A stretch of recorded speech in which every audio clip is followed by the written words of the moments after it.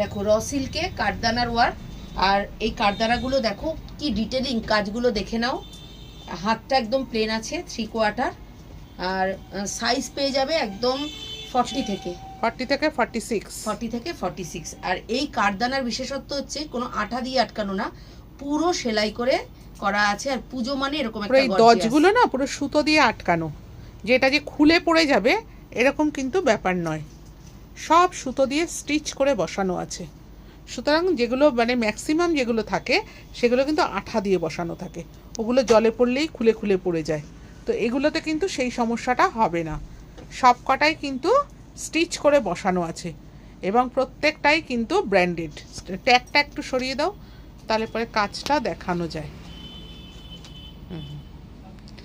দেখো এই একটা ডিজাইন, দেখো এই একটা ডিজাইন, এই আরেকটা, এটা একটু একটু সরিয়ে দেখাও। হ্যাঁ এই ডিজাইনটা দেখো কত সুন্দর। এরকম একটা কালেকশান কিন্তু তোমরা পুজোতে রাখতেই পারো, ভীষণ সুন্দর।